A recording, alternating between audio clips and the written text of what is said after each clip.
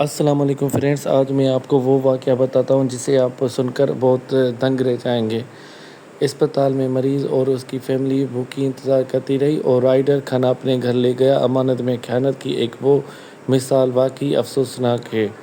کل اسپتال میں ایک ایسا واقعہ پیش آیا جو نہ صرف دل کو دکھا گیا بلکہ ہمیں بہت صدمہ بھی آیا۔ ہمارے ایک عزیز مریض اسپتال میں موجود تھے اور ان کے ساتھ ہماری فیملی بھی تھی، تقریباً 5 سے 6 لوگ تھے۔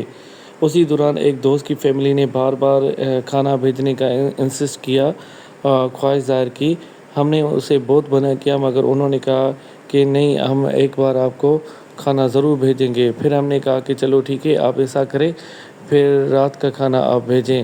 ان بیچاروں نے، اس کی امی، سسٹر والوں نے دوپہر سے کھانا بنانا شروع کیا اور اس کو شام ہو گئی۔ ان بیچاروں نے ہر وہ چیز تیار کی جو مہمانوں کے لیے پیش کرتے ہیں۔ اس میں شامی کباب تھا، بریانی، گوشت، پلاؤ، روسٹڈ چکن، سلاد، رائتہ، روٹیاں اور میٹھا تک تھا۔ اتنا کھانا تیار کیا جو 7 سے 8 افراد آرام سے کھا سکیں۔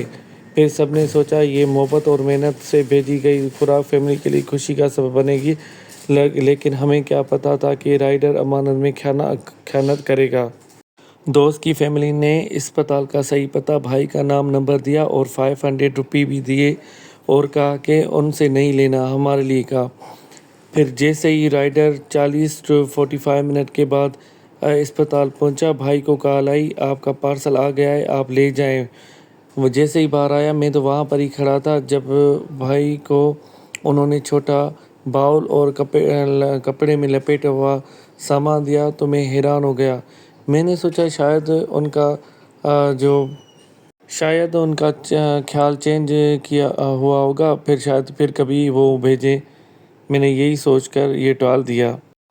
رات کے 8 بجے تھے جب بھائی نے دوست کو کال کر کے کہا کہ امی والوں کو تھینک یو کرنا، ہمیں چھوٹا باؤل بریانی اور میٹھا جس میں تھا وہ مل گیا تھا اور تھینک یو کرنا۔ پھر دوست تو حیران، وہاں پر سن کر حیران ہو گیا۔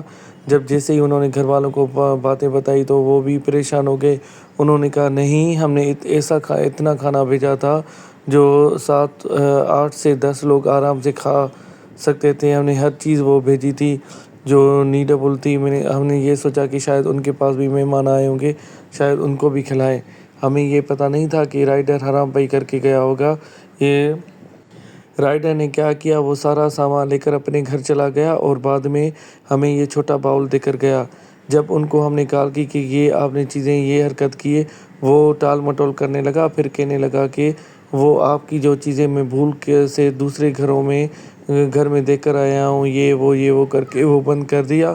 ہم نے بھی سوچا کہ شاید ان کے ساتھ کوئی مسئلہ ہوگا یا غریب ہے، ہمیں پتہ نہیں تھا کہ یہ حرام پائی کر رہا تھا ہمارے ساتھ۔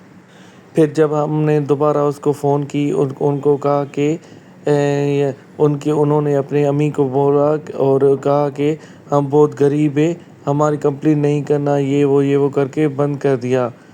حرام پائی کی تو یہ بات بڑی ہے کہ 500 انہوں نے ان سے بھی لیے اور 500 ہم سے بھی لیے اور کہا کہ مجھے انہوں نے نہیں دیے تھے، اس لیے آپ سے لینے پڑ رہے ہیں۔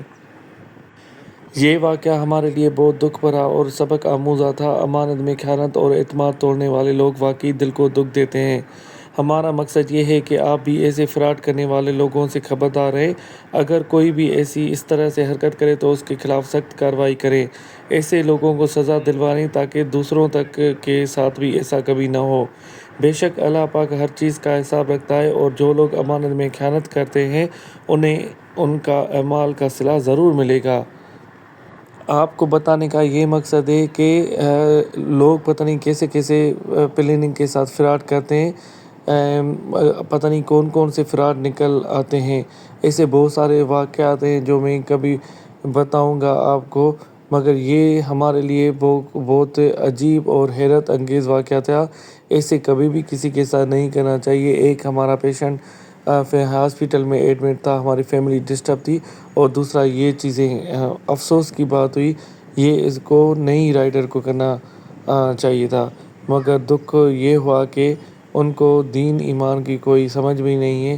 انہوں نے کہا کہ یہ میں کھا کر وہ اپنے گھر والوں کا پیٹ پالوں گا، مگر یہ پتہ نہیں کہ وہ کھانا اس کو ہضم ہوگا یا نہیں ہوگا۔ بس آپ بھی تھوڑا کوشش کریں، گھر والوں کو بھی کہیں کہ ایسے لوگوں سے پرہیز کیا کریں، تاکہ آدھا گھنٹہ یا 1 گھنٹہ لگ جائے، خود جا کے وہاں پر